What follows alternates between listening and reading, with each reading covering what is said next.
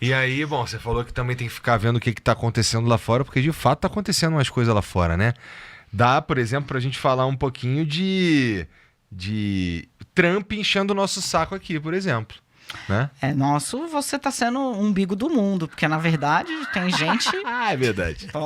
Vai lá no Irã e manda essa no meio da rua. Pois é, então, tá aqui também pra gente falar do Irã, que tá sofrendo muito lá e tem bastante coisa pra gente falar, porque o Irã, inclusive, tá falando que vai... se você rompe relações com os Estados Unidos, o Estreito de Hormuz passa a ser uma opção. Né? Para você acessar. Para acessar. Então, a gente está falando de um conflito ali, Dani, que precisa se resolver logo, não precisa? Sim.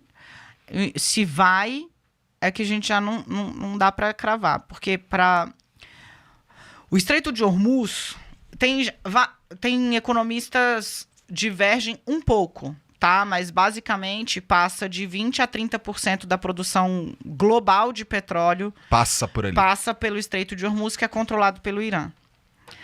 Só que o problema é que esse 20% a 30% que passa por ali é os 20% a 30% da OPEP, que é basicamente a organização dos países produtores, exportadores de petróleo, que estão ali no Oriente Médio e que tem um mercado imenso. Mas mais do que isso, o preço do galão de petróleo passa obrigatoriamente pela disposição da OPEP em dificultar a vida do mercado ou facilitar a vida do mercado. Então, eles estão trancando quem tem o poder de fazer explodir uma crise inflacionária global ou não. Uhum. O Irã, assim, eu acho, todo mundo que eu escuto sobre... Dá pra ela aí, Tramonta. Não, tem aqui ainda. É mais aqui. Acha que o Trump calculou mal esse passo, sabe? Porque, assim, matou o Ayatollah Ali Khamenei, que era realmente o chefe da teocracia iraniana, um cara sanguinário, mulher e nada vale a mesma coisa lá. De novo, né? Pior do que uma ditadura teocrática, onde basicamente vale a lei de Deus, e aí você pensa, né? Porque é isso, outro dia assassinaram... Se tu é a mídia pela qual Deus fala... E se as pessoas acreditam nisso, aí fica difícil. Tem o episódio mais brutal, né? Uma mulher foi assassinada pela polícia dos costumes porque estava com o véu mal colocado. Uhum. Então, assim... dito isso, então, para ficar claro, não tem nenhum tipo de simpatia. Acho que calculou mal, porque matar o Ali Khamenei está longe de encerrar. Porque são 80... só de conselheiros ayatolás. E parando pra pensar também, o Khamenei, ele tinha, o quê, 90 anos? Tava perto dos 90 anos. Já tinha alguém preparado. O filho. Não, a linha sucessória, sabe aquela coisa assim... Tinha filho, tinha neto. Tinha filho, tinha neto, tem tudo. Todo mundo lá. Tem tudo. E o pior, assim, por mais brutal que isso seja, o Khamenei era alguém que estava negociando o tratado nuclear. Né? Era alguém que havia, depois de ter sufocado brutalmente os protestos das mulheres, mas feito concessões ali na direção de determinados estados, você não é obrigado a usar o véu. Diante do horror que é a repressão no Irã, ele era considerado quase um moderado. E o pior, os principais analistas do mundo dizem, agora que chega o filho, a teocracia... Quem escreveu isso foi o Igor Giloff, até na Folha eu achei uma frase lapidar. Ele falou, a teocracia no Irã agora veste farda. É a guarda revolucionária. Que é quem é o braço de repressão. Uhum. Então, assim... Que matou 30 mil recentemente. Nos protestos. Contra o regime teocrático. Então, assim... a radicalização do cenário acabou tirando espaço para os que ainda tinham alguma disposição de negociar e deixou aqueles que falam olho por olho, dente por dente, empoderados, né? E o Irã, ele adotou uma estratégia que eu demorei a entender e precisei ler coisas lá de fora e também de pedir ajuda pra gente que... Você conhece o Elias Jabbour, por exemplo, né? Ele entende muito de China, mercado, Oriente Médio e tal. Ele me passou análises, né? Estão sendo publicadas até, inclusive, em Israel. Olha o que o Irã está fazendo, né? Eles estão adotando uma estratégia que na diplomacia global ela é muito rechaçada, porque é uma baita de uma covardia, né? Que é você retalhar por terceiros. Então, como ele não pode lançar uma bomba nos Estados Unidos, ele vai na base americana da Arábia Saudita, que está mais perto dele, e ataca. Mas nessa, aí... sobra um drone no lugar errado, atinge um hotel, pega, né? Mas por que ele adotou isso? Porque para você fazer as aeronaves que têm as bombas, que seja, elas vão até o meio do caminho de navio, né? Sim. Porque, né, você não vai fazer daqui até lá e tal, cheio de bomba. Então, vai de navio. Uma vez esvaziada a capacidade bélica, ou seja, você jogou tudo que você tinha para jogar, você leva pelo menos 3 dias para recarregar isso.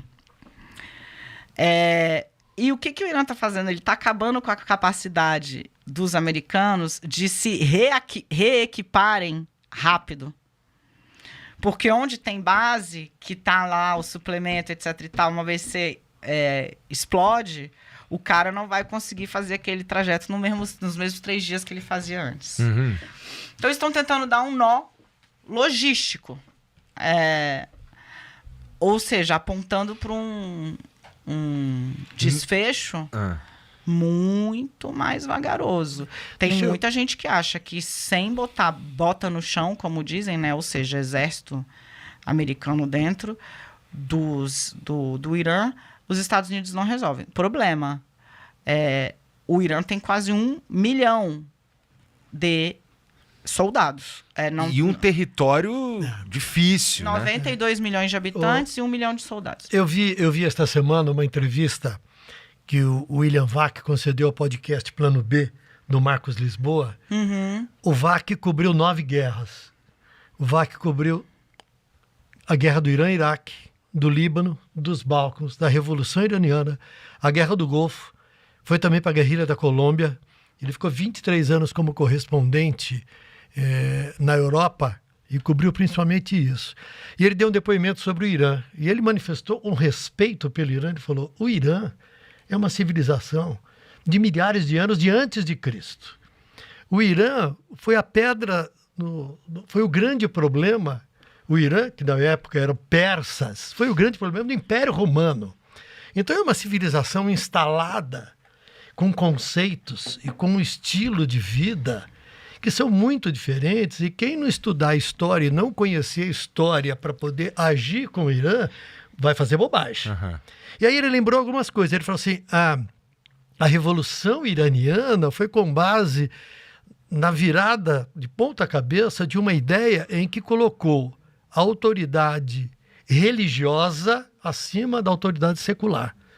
Não foi uma revolução que deu tiro na rua, que não sei o quê. Foi uma revolução de ideia, ponto. Aí ele lembra o seguinte, que hoje o regime foi mudando. Hoje o regime é cruel, autoritário, teocrata, é repressivo, sanguinário e tal. Mas que a identidade nacional do Irã é a da resistência à influência ocidental. Uhum. E isso tem uma importância fundamental na hora que você vai olhar como é que você vai agir em relação a eles. E diz o seguinte, o regime teocrático, o regime religioso que se impõe pela força hoje, ele só se mantém com base da identidade nacional contra o Ocidente. Porque nós somos persas, nós somos a história, vocês vão querer aqui impor determinados comportamentos. Então, o regime não caiu, o regime não se rendeu, escolheu um novo ayatolá, E o Trump pensar que vai participar da escolha do novo chefe, que o vai pior- impor determinado comportamento lá, Jamais os persas morrem antes, né? é um equívoco. É. E tem um negócio equívoco. que é muito doido, né, Tramontina, que eu acho que espelha esse raciocínio que você trouxe, que é muito bom, que é o Trump admitir que os 2 homens que ele tinha pensado para o cargo, como se fosse, né, uma coisa de escolher o próximo CEO, morreram nos ataques. Então acabaram mortos nos ataques dos próprios americanos. Então, assim, os nomes que eu tinha pensado acabaram mortos. Ele falou, o que mostra um pouco... a coisa está no terreno do imponderável também. A sorte, entre muitas aspas, né, se é que dá para usar essa palavra para falar de um assunto como esse, é que ele está muito pressionado, o Trump, pela inflação. E vai ter eleição lá também. Sim. O tarifaço. Ele vai se enfraquecer agora no meio do ano, provavelmente. A eleição deles é depois da nossa, deles é em novembro. É em novembro. Provavelmente. Provavelmente. Porque o tarifaço, como todos os economistas do mundo disseram, deu merda. Tô adorando esse negócio aqui, ó. Já falei vários palavrões. Tá tirando, ela abriu a caixa de ferramentas hoje, viu?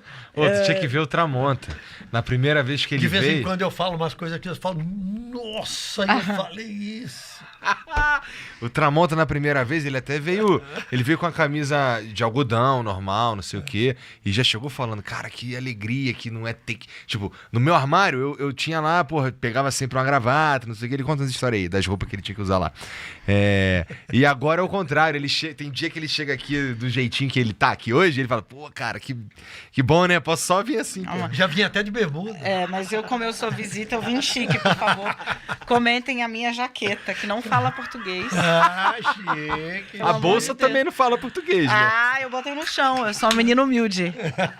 Não, mas então, ele tá muito pressionado pela inflação, o que fez com que ele, hoje, por exemplo, já pregasse, não, vai ser uma saída rápida e tal. Vamos ver. Porra, cara, eles querem inventar umas merda que no fim das contas todo mundo sofre, né? Porque querendo ou não, a gente já tá falando de crise pra valer, pô, com questão de petróleo e tal.